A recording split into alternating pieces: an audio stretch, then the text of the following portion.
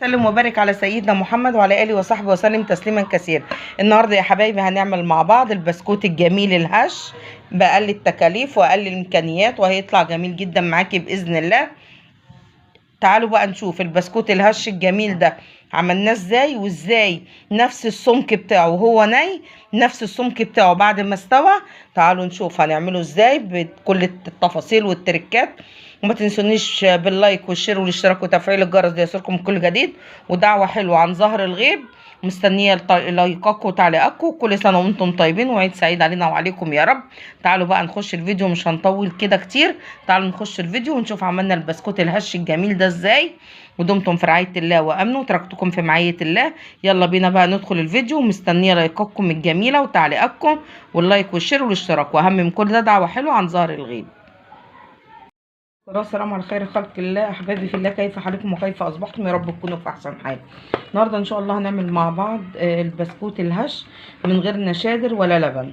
هنستخدم مكونين اتنين هيخلوا البسكوت معانا هش وجميل. انا عندي هنا نص قالب من الزبده البلدي ونص كيلو من السمنه، اي نوع بقى انت بتفضليه.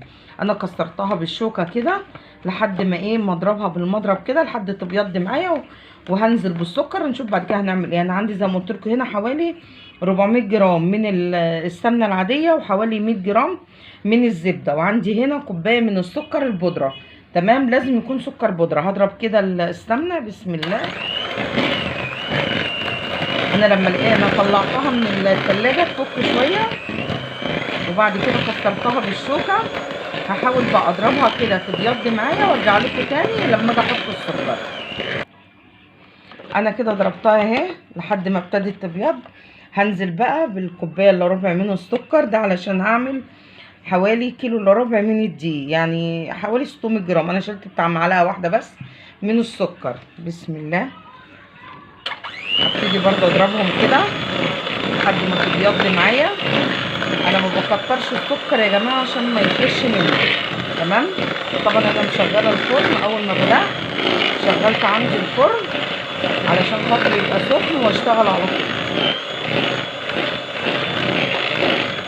انا كده بضرب في السكر والسمنه والزبده. ممكن تعمليها بسمنه بس، ممكن تعمليها بسمنه وزيت، يعني زي ما يعجبك. انا عن نفسي برضو هحط ربع كوبايه من الزيت باختياري، يعني عشان تخلي البسكوته نافشه بس وحمرا اهي. انا كده ضربت السمنه والسكر. هحط حوالي بسم الله ربع كوبايه كده من الزيت. تمام. وعندي هنا ريحه السمنه البلدي. بتحطي برضو شويه صغيرين كده بسم الله، نقطتين صغننين. بسم الله الرحمن الرحيم. بعد كده عندي ريحه الموز اهي، برضو بتحطي شويه صغيرين، بتدي ريحه للبسكوته بتاعتك اهي. حطيت كده نقطتين صغيرين. هرجع بقى اضربهم تاني بسم الله كده. بيبتدي القوام بتاعهم يبيض ويفتح. وبرده انا عندي نص كيلو من الدقيق، برده انا ممكن ما اخدش نص كيلو الدقيق كله، لان زي ما قلت لكم ساعه القريبه الدقيق بيختلف من دقيق لدقيق. بيشرب السوائل بسرعه يتفاعل معاه، وفي دقيق لا. كده بصوا لونها بقى بسم الله ما شاء الله شكله ابيض جميل ازاي. بعد كده هفصل. عندي بيضه واحده، لان انا هعمل زي ما قلت لكم نص كيلو من الدقيق، انما لو كنت هعمل كيلو فانا كنت حطيت بيضتين. انا دلوقتي هكسر البيضه اهي بسم الله. وبعد كده هضربها لحد البيضه ما تختفي معايا خالص. بسم الله.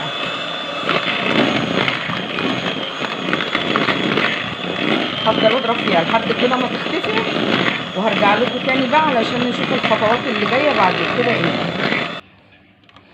كده بصوا انا ضربتها اهي بالشكل ده، وحطيت نقطتين من الفانيليا السايله، او ممكن تحطي ظرف فانيليا بودر اللي يعجبك يعني. تمام. انا بس هضربها ضربه معاكم كمان كده تعتبر كل المواد السايله معايا جاهزه. ان انا ضربت السمنه والزبده مع السكر الاول، بعد كده نزلت بربع كوبايه من الزيت وبعد كده نزلت بالبيضه وفضلت اضرب كده لحد ما اختفت خالص. كده المواد السائله بتاعتي كلها جاهزه. هعمل ايه بقى؟ عندي الخطوتين اللي احنا قلنا هنستبدل اللبن بالنشادر. انا عندي نشادر اهي، هستبدلها باللبن، وبدل اللبن بيكنج باودر. تمام، معلش عشان اركز تاني، معلش. هستبدل النشادر بالنشا، والبيكنج باودر بدل اللبن، يعني ولا هحط لبن ولا هحط بيكنج باودر. تمام. وعندي اهو نص كيلو من الدقيق برضو ايه، هحطه شويه بشويه. دلوقتي هبتدي انزل بالمواد السايله بتاعتي حبه بحبه لحد ما اشوف هتاخد مني قد ايه. تمام حبايبي، ونص كيلو الدقيق انا نزلت بنص كميه الدقيق هنا. وزي ما قلت انا بدل اللبن هستخدم النشا، وبدل النشادر انا استخدمت ربع معلقه من البيكنج باودر، اي نوع بقى انت تفضلي. دلوقتي انا حطيت نص كميه الدقيق، هحط عليها نص كوبايه من النشا. تمام. بعد كده هضرب الخليط في قلب بعضه، وهرجع لكم عشان نشوف هنحتاج قد ايه باقي تاني من نص كيلو الدقيق، هل هنحتاج اكتر ولا هنشيل منه. تمام. هعجنها وارجع لكم تاني. ورجعت لكم يا حبايبي، واللهم بارك. ادي العجينه بتاعتي اهي، جميله اهي وبتتشكل بسهوله ومش لازقه في الايد ولا اي حاجه. تمام. احنا بنحاول نسهل على نفسنا يا جماعه، وبنحاول نعمل حاجه اقتصاديه. يعني انا ما رضيتش اجيب لبن، استبدلت اللبن بالنشا. وانا بقالي يومين اسفه بقالي سنتين وانا معتمده الطريقه دي، اللي هي انا بدل ما بحط لبن بحط نشا، وبدل ما بحط نشادر بحط بيكنج باودر. خلاص كده السوائل اللي انا حطيتها هي خدت النص كيلو من الدقيق. تمام. طيب انا ما عنديش مكنه بسكوت. طيب انا مش هقف برضو على حاجه، انا هسمي اللي انا اشتريت القمع ده هو زيه زي المشط بتاع مكنه البسكوت بالظبط. فانا كده هسمي الله، بسم الله الرحمن الرحيم.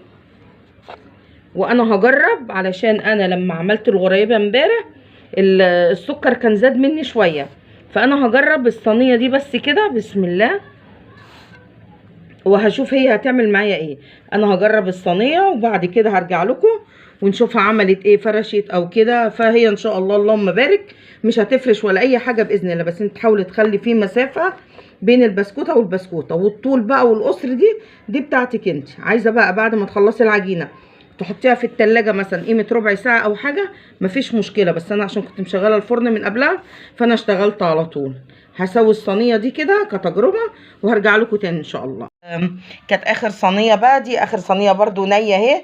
بصوا انا ليه خليتها في الصينيه هنا مستويه ودي نيه، عشان اعرفكم ان نفس الحجم وهي نيه اهي، نفس الحجم وهي مستويه. واهو ادي الكميه بتاعتنا كلها اهي. يا رب تكون حلقه النهارده عجبتكم ونالت رضاكم. ما تنسوش اللايك والشير والاشتراك وتفعيل الجرس ليصلكم كل جديد، وكل عام وانتم من الله اقرب. دي اخر صينيه اهي، انا هدخلها الفرن. بس انا زي ما قلت لكم حبيت اوريها لكم وهي نيه وهي مستويه نفس الحجم الحمد لله، لا فرشت ولا نفشت ولا اي حاجه. امشي عنها بقى جميله جدا وهتطلع معاكي 10/10 باذن الله. وما تنسونيش بدعوه حلوه عن ظهر الغيب. وبعد كده طبعا انا زي ما قلت لكم انا ما عنديش مكنه بسكوت يا جماعه، انا جبت البتاعه دي واشتغلت بيها برضو زي المش. يعني ما توقفيش على حاجه، ما تخليش حاجه تعطلك. كل سنه وانتم طيبين وكل عام وانتم الى الله اقرب، وعيد سعيد علينا وعليكم يا رب. واللهم اختم بالبقيات الصالحات اعمالنا، وكل سنه وانتم طيبين ودمتم في رعايه الله وامنه، وتركتكم في معيه الله وامنه. وما تنسونيش بدعوه حلوه عن ظهر الغيب واللايك والشير والاشتراك وتفعيل الجرس.